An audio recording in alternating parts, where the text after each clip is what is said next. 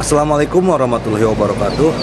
Oke, seperti biasa sebelum dilanjutkan cerita pedang King Dao-nya, bantu Mimin tekan tombol like dan berkomentar. Juga terima kasih sudah dan sebelumnya. Gas. Bab 1399. Ayah tidak bisa dihina. Tata letak, menggunakan peradaban Sui Ming sebagai bidak catur. Mendengar apa yang dikatakan Sui Gujin, semua orang di aula terkejut, tetapi segera setelah itu mereka mulai ragu. Siapa yang memiliki kemampuan untuk menggunakan peradaban Sui Ming sebagai pion? Namun karena kalimat ini diucapkan oleh Sui Gujin, meskipun semua orang memiliki keraguan dalam hati mereka, tidak seorang pun berani mempertanyakannya. Sui Gujin tidak banyak bicara, dia hanya berdiri dan berjalan keluar. Di dalam paviliun, semua orang saling memandang dengan bingung. Setelah keluar, dia menatap ke langit. Pada saat ini, awan tebal bagaikan tinta telah muncul di langit, dan dengan cepat bergerak menuju cakrawala.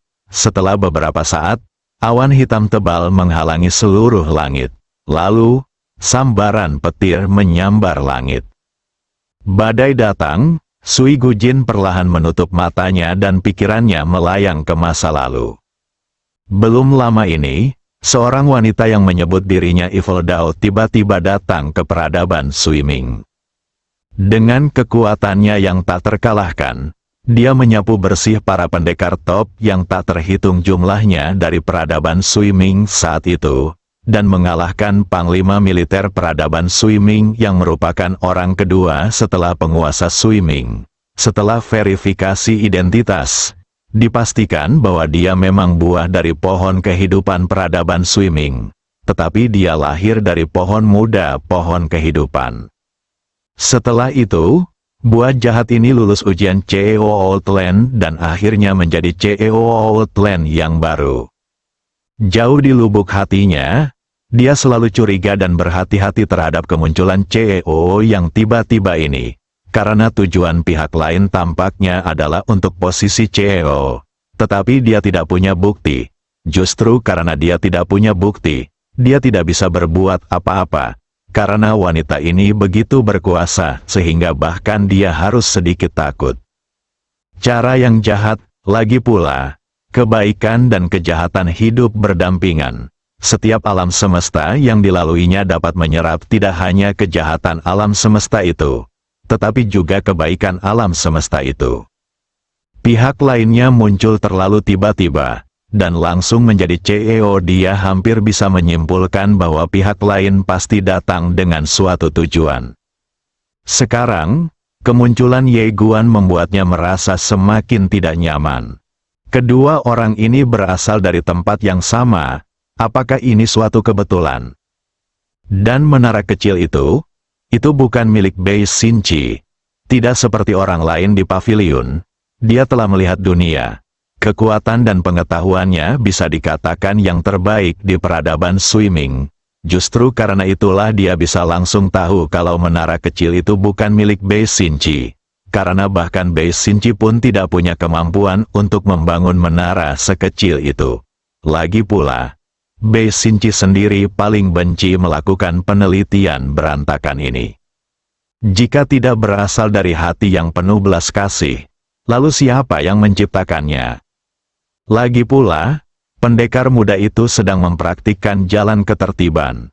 Ini membuatnya berpikir tentang satu hal, pertempuran jalan raya. Penguasa alam semesta, dengan kata lain, anak laki-laki ini kemungkinan besar secara khusus dibesarkan oleh suatu peradaban yang sangat kuat, atau dibudidayakan, dengan tujuan menjadi penguasa alam semesta. Dan peradaban Sui Ming mungkin hanya batu loncatan ke sisi lainnya. Sui Gujin tiba-tiba membuka matanya. Pada saat itu, hujan dari langit tiba-tiba turun deras seperti sungai yang mengalir dari kendi. Dalam sekejap, tirai hujan menghubungkan langit dan bumi, dan seluruh dunia menjadi kacau. Sui Gujin menatap ke langit, tatapannya lebih bertekad dari sebelumnya. Tugasnya adalah melindungi peradaban Suming, Demi peradabannya sendiri dan demi ratusan juta orang di peradaban Suming, bahkan jika lawannya adalah dewa, dia akan bertarung sampai akhir. Yuxianju, setelah Ye Guan mengenakan pakaiannya, dia meninggalkan Yuxianju. Dia berkeliling kota, mencoba mencari tahu tentang wanita berbaju merah, tetapi dia tidak menemukan apapun. Jelaslah, identitas wanita berbaju merah itu lebih misterius dari yang dibayangkannya. Pada saat ini, Ye Guan tiba-tiba merasakan napas misterius. Dia berbalik dan melihat seorang pria tak jauh darinya tengah menatapnya dengan pandangan yang amat tidak bersahabat. Wajah Ye Guan menjadi gelap. Dia tahu bahwa peradaban Suiming mulai mengincarnya.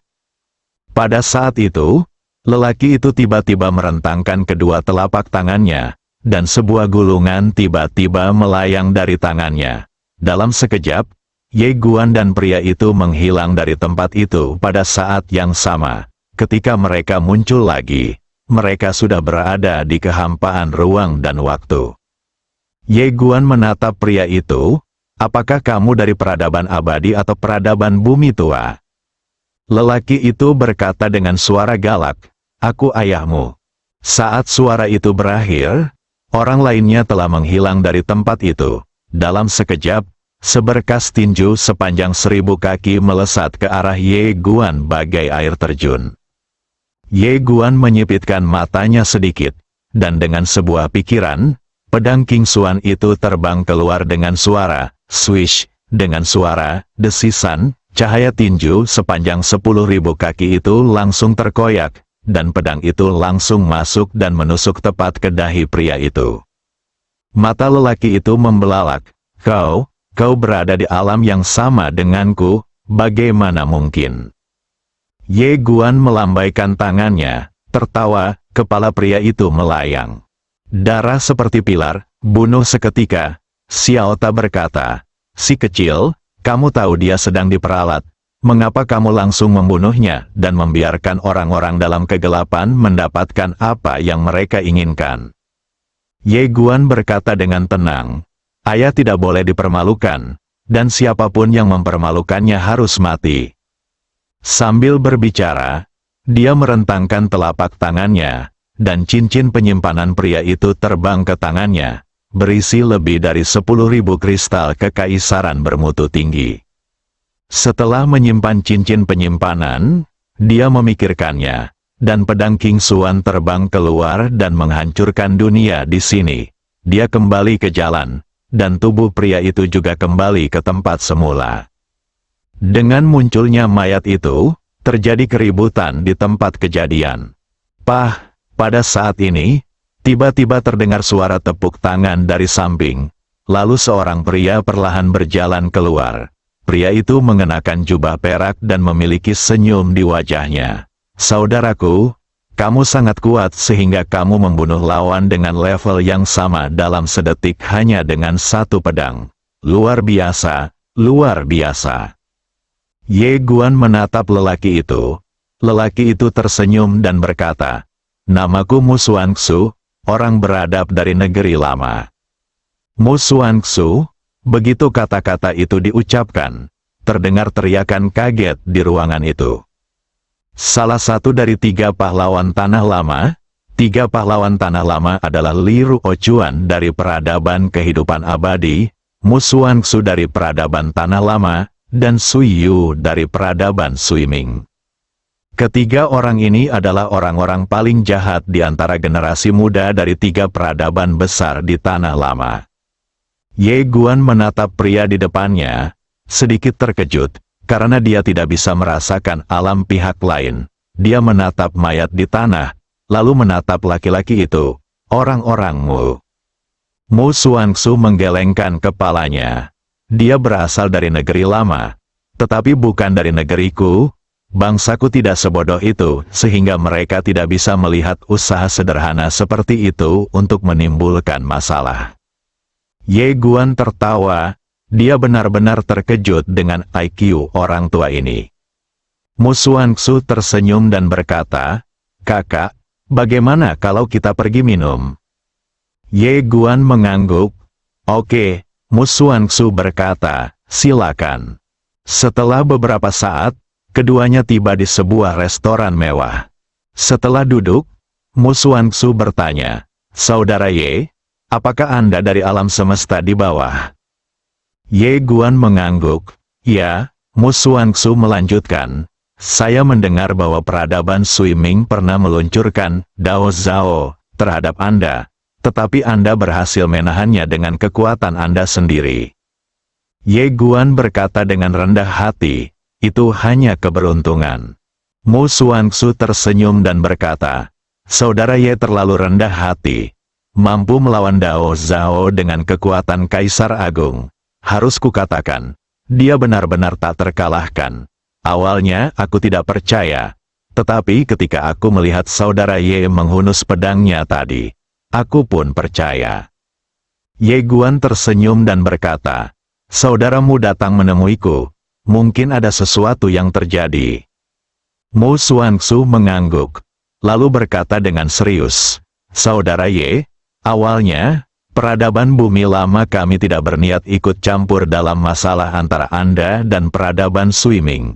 Namun, kami tidak menyangka bahwa peradaban Sui Ming akan melakukan trik kotor dan dengan sengaja mencoba memprovokasi konflik antara peradaban bumi lama kami dan Anda.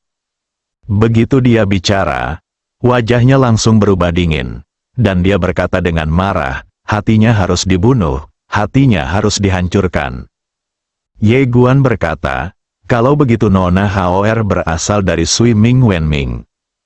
Mu Xuanxu mengangguk. Benar sekali, orang ini memiliki status tinggi di peradaban bumi lama kita, dan dia memiliki banyak pelamar. Aku tidak pernah menyangka bahwa dia benar-benar akan membelot ke peradaban Sui Ming. Kami telah memenjarakannya sekarang, dan setelah dia mengaku, kami pasti akan pergi ke peradaban Sui Ming untuk meminta penjelasan. Ye Guan melirik Mu Xuanxu dan tersenyum. Sejujurnya, aku cukup khawatir sebelumnya, tapi sekarang tampaknya kekhawatiranku tidak perlu. Mu Xuanxu tersenyum dan berkata, Saudara Ye, apakah Anda khawatir peradaban bumi lama kita akan digunakan oleh peradaban Sui Ming, dan kemudian bertarung dengan Saudara Ye? Ye Guan berkata, iya, tapi sekarang sepertinya aku meremehkanmu. Haha, Mu Xuanxu tertawa. Saudara Ye, peradaban tanah lama kita telah mampu bertahan selama bertahun-tahun. Bagaimana mungkin kita dengan mudah jatuh ke dalam rencana orang lain untuk menabur perselisihan? Sejujurnya, ketika peradaban Sui Ming menargetkan Saudara Ye, kami sudah menyelidiki Saudara Ye. Oleh karena itu, begitu Saudara Ye tiba di tanah lama, kami sudah mulai memperhatikan Anda. Namun, kami tidak pernah menyangka bahwa peradaban Sui Ming akan begitu berbahaya dan menggunakan cara yang begitu kejam. Yang tidak kami duga adalah bahwa Hao sebenarnya adalah salah satu dari orang-orang mereka. Ye Guan bertanya dengan rasa ingin tahu, Saudaramu, bukankah ketiga peradabanmu sedang bersekutu? Mu Xuanxu tersenyum dan berkata, mereka adalah peradaban yang berbeda. Jadi bagaimana aliansi ini bisa kokoh? Hanya karena beberapa alasan khusus. Semua orang bisa menyelamatkan muka dan tidak akan terjadi konflik besar. Tetapi secara diam-diam, seperti kali ini, jika Hao tidak mengaku, kita tidak bisa melakukan apapun terhadap peradaban Sui Ming. Ye Guan mengangguk sedikit. Aku mengerti. Xiaota tiba-tiba berkata, untungnya, peradaban bumi tua ini cukup pintar. Kalau tidak, kamu benar-benar harus menjalani hidup yang penuh dengan pemukulan lagi. Ye Guan tersenyum dan tidak mengatakan apa-apa. Mu Xuanxu tiba-tiba berkata dengan suara yang dalam, Saudara Ye, apakah kamu tahu Sui Gujin itu?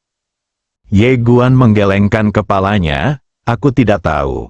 Mu Xuanxu berkata dengan sungguh-sungguh, wanita ini adalah kepala pemikir peradaban Sui Ming. Dia pasti orang yang merencanakan ini, dan dia pasti tidak akan menyerah. Karena itu, kamu harus berhati-hati.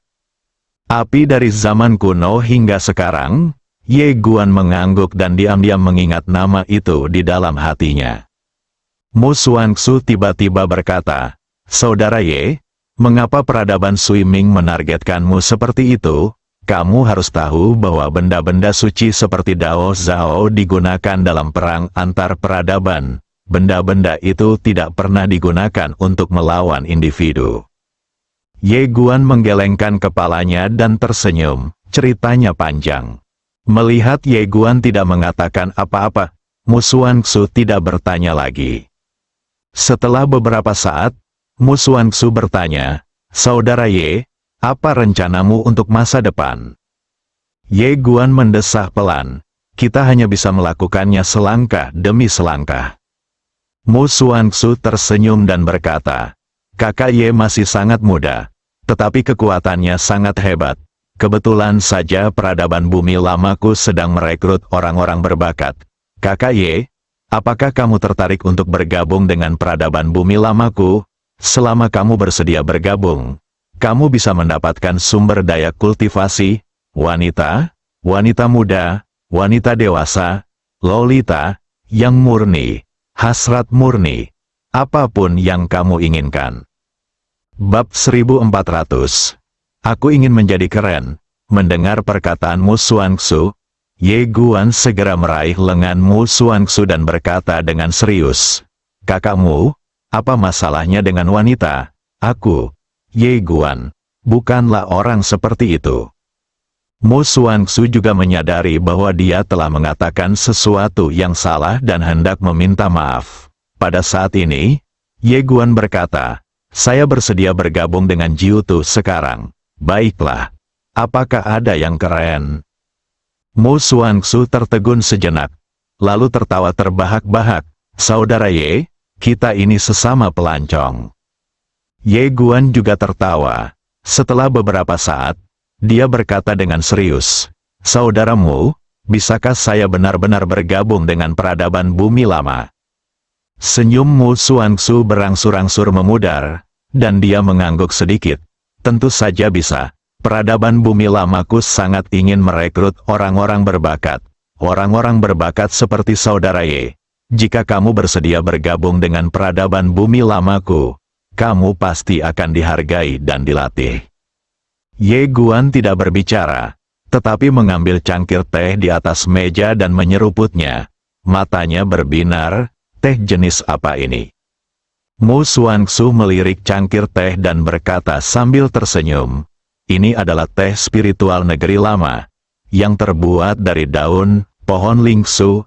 Teh ini juga mengandung beberapa jenis energi spiritual seperti sumber abadi kaisar dan energi spiritual api. Meminumnya dapat meningkatkan kultivasi Anda. Tentu saja, bagi wilayah kita, sedikit kultivasi yang ditingkatkan oleh benda ini lebih baik daripada tidak sama sekali." Ye Guan menggelengkan kepalanya dan tersenyum. Jika sesuatu seperti ini muncul di dunia kita, itu akan menyebabkan badai berdarah. Sambil berkata demikian, dia minum segelas lagi. Mu Xuanxu bertanya, "Bagaimana menurutmu, saudara Ye?" Setelah Ye Guan merenung sejenak, dia tersenyum dan berkata, "Baiklah." Mu Xuanxu tertawa. Selamat datang. Atas nama negeri lama, saya menyambut saudara Ye untuk bergabung dengan kami." Ye Guan menatap Mu Xuanxu dan berkata sambil tersenyum, "Aku harus berterima kasih kepada saudaramu karena telah menjagaku di masa depan." Mu Xuanxu tersenyum cerah. "Kita adalah keluarga mulai sekarang. Kita harus saling menjaga." Ye Guan mengangguk, lalu mengambil teko di depannya, menuangkannya ke dalam secangkir untuk dirinya sendiri, lalu meminum semuanya dalam satu teguk. "Kakakmu, aku ingin bertanya tentang seseorang." Mu Xuanxu bertanya, "Siapa?" Ye Guan merentangkan telapak tangannya, lalu menyapukannya pelan di atas meja. Lalu potret wanita berbaju merah pun muncul di atas meja. Mu Xuanxu menatap wanita berbaju merah itu, mengerutkan kening, berpikir sejenak, dan berkata, "Aku belum pernah melihatnya sebelumnya." Ye Guan berkata, "Status orang ini di tanah lama seharusnya sangat tidak biasa." Mu Xuanxu masih menggelengkan kepalanya. Aku memang belum pernah melihatnya. Wajah Ye Guan menjadi gelap. Wanita ini entah bukan berasal dari pedesaan lama, atau statusnya di pedesaan lama sangat tinggi. Sedemikian tingginya sehingga orang biasa tidak mungkin bisa menghubunginya sama sekali. Dan tentu saja yang terakhir, Jing Zhao. Apa yang paling dia khawatirkan sekarang adalah Jing Zhao. Jika Jing Zhao mengikuti wanita ini, pasti tidak akan ada masalah dengan keselamatan. Tetapi wanita itu pasti akan menimbulkan masalah. Ye Guan menggelengkan kepalanya sedikit dan menarik kembali pikirannya. Prioritas utamanya sekarang adalah meningkatkan kekuatannya sendiri. Kalau tidak, kalaupun dia menemukan wanita itu, dia tidak akan bisa berbuat apa-apa padanya. Selain meningkatkan kekuatan, ada juga pencarian urat kekaisaran. Kecepatan terkurasnya energi spiritual di menara kecil itu, sungguh mengerikan. Bagi 10 tanah terlantar, tanah terlantar kuno, dan peradaban di sisi lain, mereka belum pernah melihat energi spiritual kaisar. Tetapi sekarang, seluruh menara kecil itu dipenuhi dengan energi spiritual semacam ini. Rasanya seperti seorang pria yang telah melajang selama 30 tahun tiba-tiba memiliki seorang pacar. Bukankah dia akan bekerja seperti orang gila? Tentu saja, ini juga baik untuknya, karena akhir-akhir ini dia jelas merasakan bahwa kekuatan imannya terus meningkat. Sebenarnya dia tidak perlu lagi berlatih sekarang, karena miliaran makhluk hidup akan membantunya berlatih. Semakin kuat mereka, semakin kuat pula kekuatan iman yang akan diperolehnya. Tentu saja, dia juga sangat waspada, karena perasaan ini dapat dengan mudah membuat orang bergantung, dan begitu dia benar-benar mengandalkan kekuatan ini, intuisinya mengatakan kepadanya bahwa dia akan tersesat, jadi dia sangat berhati-hati tentang hal ini. Ye Guan tiba-tiba menatap Mu Xuanxu. Saudaramu, apakah ada tempat untuk berkultivasi di tanah tua ini? Mu Xuanxu menjawab tanpa berpikir, Menara Sengwu. Ye Guan sedikit penasaran. Tempat apa itu? Mu Xuanxu berkata, itu adalah tempat khusus untuk kultivasi yang diciptakan oleh 3 peradaban. Tempat itu memiliki total 9 lantai, dan setiap lantai mewakili kekuatan tempur yang berbeda. Semakin tinggi Anda melangkah, semakin kuat orang-orang di dalamnya. Pemenangnya adalah penjaga gerbang. Selama Anda dapat bertahan selama lebih dari sebulan, Anda dapat memperoleh kristal sumber abadi. Anda tidak hanya dapat berkultivasi, tetapi Anda juga dapat menghasilkan uang. Itu adalah tempat favorit semua maniak kultivasi. Ye Guan langsung tertarik, bolehkah aku ikut? Mu Xuanxu mengangguk. Oke, Ye Guan tersenyum dan berkata, saya ingin mencobanya.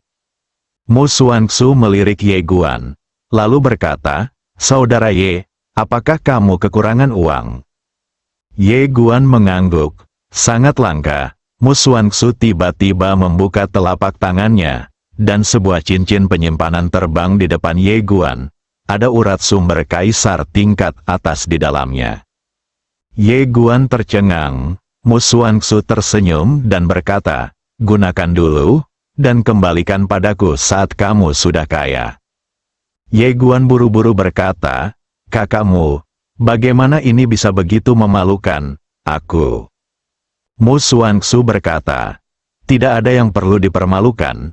Sekarang kamu telah bergabung dengan tanah lama kami. Kamu adalah salah satu dari kami. Ngomong-ngomong, Menara Sengwu berada di selatan kota. Kamu bisa pergi ke sana kapan saja. Aku harus kembali. Setelah urusanku selesai, aku akan datang menemuimu. Ye Guan mengangguk. Oke, Mu Xuanxu tersenyum, lalu berdiri dan menghilang di tempat. Ye Guan menatap cincin di atas meja. Pada saat ini, Taye tiba-tiba berkata, orang ini sangat baik. Ye Guan tersenyum dan berkata, benar. Sambil berkata demikian, dia menyingkirkan cincinnya dan meninggalkan restoran itu. dia langsung menuju Menara Sengwu. Setelah berjalan beberapa saat, dia tiba-tiba bertanya, "Master Tower, apakah Anda masih memiliki perekam awan?" Xiaota berkata, "Ya, kenapa? Apakah kamu ingin merekam kompetisi?" Ye Guan tersenyum dan tidak berkata apa-apa, lalu menghilang di kejauhan. Setelah beberapa saat, dia tiba di Menara Sengwu. Menara Sengwu tingginya 9 lantai dan dibangun sangat megah. Karena dibangun oleh 3 peradaban bersama-sama, orang-orang dari ketiga peradaban tersebut dapat datang ke sini untuk berlatih dengan bebas. Tetapi orang luar tidak diperbolehkan. Sekarang dia belum memperoleh sertifikat identitas peradaban Bumi Tua dan masih menjadi orang luar. Oleh karena itu, jika dia ingin masuk dan berlatih, dia harus membayar 10.000 kristal kekaisaran kelas atas untuk 1 bulan latihan. Januari, Ye Guan begitu mati rasa, itu terlalu mahal. Dia membunuh orang-orang itu dan mendapatkan beberapa kristal kekaisaran bermutu tinggi. Dia mengira dirinya akan menjadi orang kaya bahkan jika datang ke Tanah Lama. Tetapi dia tidak menyangka akan menjadi orang miskin. Meski mahal, dia tetap membayar 10.000 kristal kekaisaran kelas atas. Karena jika dia dapat bertahan di lantai ketiga selama sebulan, dia akan dapat memperoleh 50.000 kristal kekaisaran tingkat atas. Dan jika dia dapat bertahan di lantai 9 selama sebulan, dia akan dapat memperoleh 200.000 kristal kekaisaran tingkat atas dan 10.000 kristal sumber peri. Kristal Xian Yuan lebih berharga dari kristal kekaisaran terbaik. 1 kristal dapat ditukar dengan sekitar 20 kristal kekaisaran terbaik. Dan jika kita dapat bertahan selama 2 bulan, kita dapat memperoleh 30% lagi. Dapat ditumpuk tanpa batas, Ye Guan tertawa. Hal ini membuatnya menemukan cara untuk menghasilkan banyak uang. Setelah membayar uang, dia langsung menuju lantai pertama. Begitu memasuki lantai pertama, ia merasakan dunia hampa, tak berbatas dan amat padat. Tidak lama kemudian, seorang pria muncul di depannya. Wilayah kekuasaan Kaisar Agung, pria itu melirik Ye Guan dan bertanya, "Orang luar?" Ye Guan mengangguk, "Ya." Lelaki itu tertawa, "Beranikah orang luar menantangku di sini?" Ye Guan melirik cincin di tangan pria itu dan tetap diam. Dia lupa membaca peraturan saat dia datang. "Saya tidak tahu apakah saya bisa mencuri barang di sini. Cobalah dahulu." Ye Guan menatap pria itu, "Bisakah kita mulai?" Pria itu tersenyum dan berkata, "Kapan saja." Ye Guan mengangguk, "Bagaimana kalau kita berhenti di sini?" "Haha." Lelaki itu tiba-tiba tertawa. "Jangan khawatir, aku tidak akan membunuh siapapun. Ayolah." Sebelum dia bisa menyelesaikan kata-katanya, sebuah pedang sudah ditempatkan di antara kedua alisnya.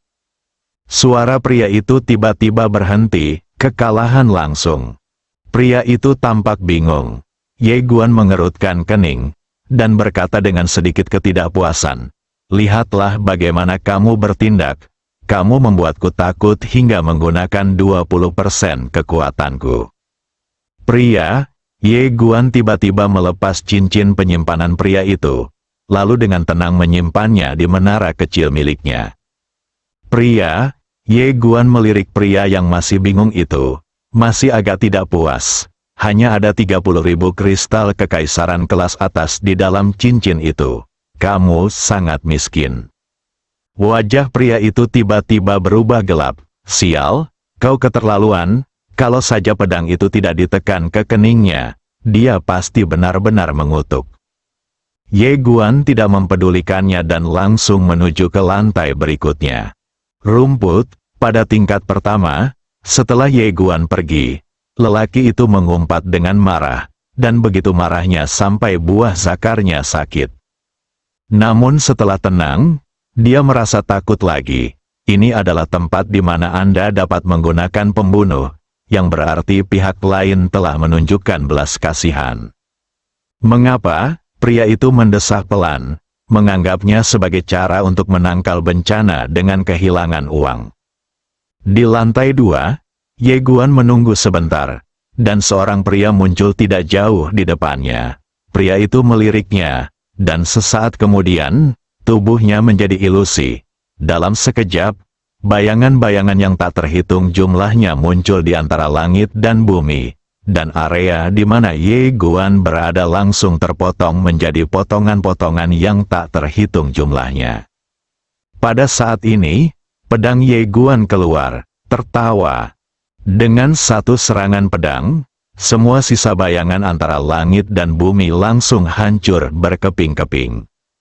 Di depan Ye Guan, berdiri seorang pria, tangan kanannya dalam posisi menyerang, dan di antara kedua alisnya, terlihat sebilah pedang. Wajah pria itu menjadi pucat. Ye Guan langsung melepas cincin penyimpanan pria itu dan berjalan pergi. Guru Ta, apakah aku meremehkan kekuatanku sendiri? Xiao Ta berkata, seharusnya begitu. Ye Guan berkata, apakah kamu ingin pergi bersenang-senang?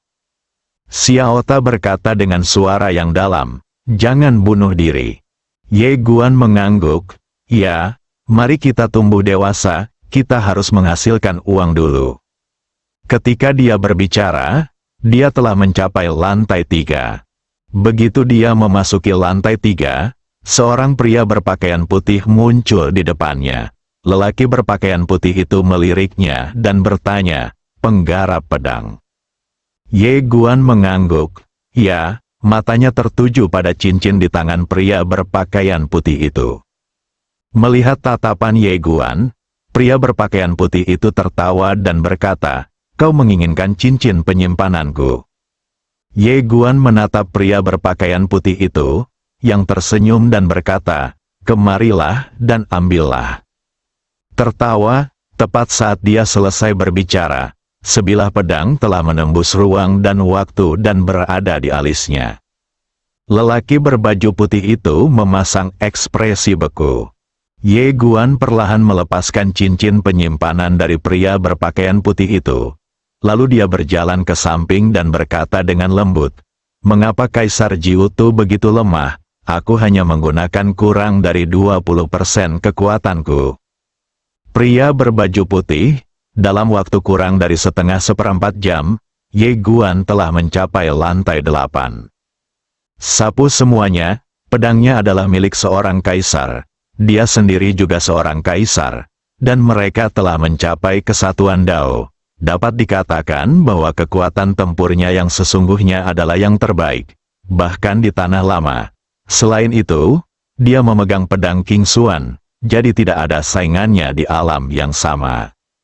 Yang ditakutkannya sekarang adalah kalau lawannya tidak menaati etika bela diri dan malah memulai perkelahian berkelompok. Di lantai 8, tak lama kemudian, ruang dan waktu yang tidak jauh tiba-tiba bergetar, dan saat berikutnya, seorang pria di dalam mesya perlahan berjalan keluar. Yang kuat dari peradaban abadi, pria itu menatap Ye Guan, tanpa basa-basi lagi, dan tiba-tiba meninju ke arah Ye Guan. Dalam sekejap, sebuah tinju mesya besar menghantam di depan Ye Guan seperti gunung. Ye Guan menusukkannya dengan pedang. Wah, tertawa. Tinju mesya itu retak, namun Ye Guan mundur hampir 100 kaki jauhnya. Ye memandang mesya itu dan sedikit terkejut. Pria itu menatap pedang Ye Guan dengan ekspresi terkejut di wajahnya. Tak lama kemudian, keserakahan tampak di mata mereka berdua. Sebuah mesya yang menginginkan yang lain, yang satu menginginkan pedang milik yang lain. Manusia mesya itu tiba-tiba terbang ke udara dengan lengan terentang. Dalam sekejap, mesya di tubuhnya tiba-tiba menggeliat dan kemudian berubah menjadi tabung-tabung hitam yang muncul di sekelilingnya, dengan diameter puluhan kaki. Jumlahnya ada puluhan ribu. Dia menatap Ye Guan. Wajahnya memerah dan meraung, api bersambung.